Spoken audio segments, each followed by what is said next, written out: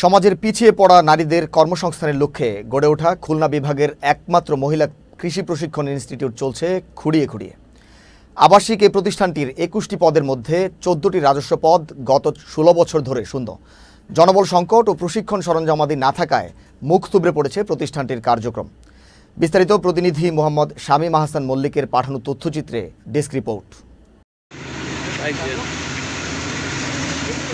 গ্রামীণ জনপদের নারীদের জীবনমান উন্নয়নে ২০০৪ সালে বাগেরহাট জেলার মোড়লগঞ্জ উপজেলার তুলাতলায় গড়ে তোলা হয় বিভাগীয় মহিলা কৃষি প্রশিক্ষণ ইনস্টিটিউট।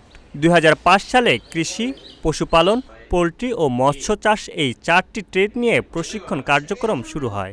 কোনো ধরনের কারণ ছাড়াই ২০০৬ সালে বন্ধ করে দেওয়া হয় প্রতিষ্ঠানটির কার্যক্রম। চিঠি চালাচালির পর ২০১১ সাল থেকে computer, beautification, dress making and tailoring কার্যক্রম শুরু করে প্রতিষ্ঠানটি। তবে জনবল ও প্রশিক্ষণ সরঞ্জামাদির সংকটে ব্যাহত হচ্ছে কার্যক্রম। অতিথি প্রশিক্ষক হিসেবে আছি, আমি আমার সাধ্যমতো চেষ্টা করতেছি এদের শিখাইতে। এখানে রাজস্বের সরকারিভাবে কোনো প্রশিক্ষক নাই। আমি সকাল ৬টা থেকে রাত ৮টা পর্যন্ত হাড়ভাঙ্গা পরিশ্রম করি। দীর্ঘ ১৫ মাস চলে আমার বেতন বাকি, আমরা বেতনটা পাইতে আসি না। আবাসিক এই প্রতিষ্ঠানটির ১১টি পদের মধ্যে ১৪টি পদ গত ১৪ বছর ধরে শূন্য রয়েছে। ৪টি ট্রেডে ৮ জন প্রশিক্ষকের মধ্যে একজনও নেই। আমাদের এখানে কিছু কম্পিউটারের প্রয়োজন আছে, কারণ আমরা যখন লোক বেশি হয়ে যায় তখন আমাদের একটা কম্পিউটারে ২জন করে বসতে হয়।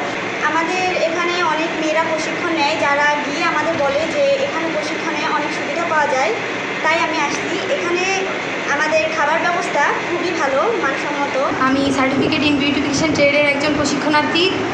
আমি এখানে ট্রেড নিয়ে আমি নিজেকে খুবই গর্বিত মনে করতেছি।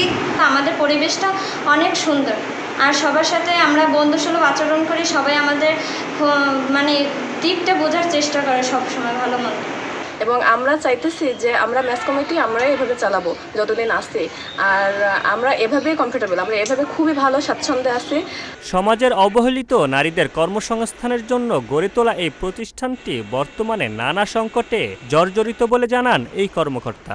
আমাদের এখানে আপনার হোস্টেল মেট্রন এবং হোস্টেল সুপার, এই দুইটা খুবই জরুরি একটা পোস্ট, কোনোটাই আমাদের নাই।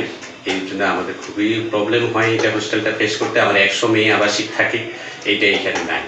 আর আমার এরপরের যে প্রবলেমটা, ভাইটাল প্রবলেম, সেটা হলো যে আমাদের কোনোই রাজস্বের প্রশিক্ষক নাই, সব অতিথি প্রশিক্ষক দিয়ে চালাতে হয়, যার কারণে আমাদের কাঙ্ক্ষিত মানের সেবা আমরা পাই না। আমাদের সরকারি টাকা ব্যয় হয় বেশি, কিন্তু সেবাটা ঠিকমতো পাই না। প্রতিষ্ঠানের সংকট সমাধানে সরকারের কার্যকর পদক্ষেপ নেওয়ার দাবি প্রশিক্ষণার্থী সহ এলাকাবাসীর। Mamunur Rahman, channel S news desk.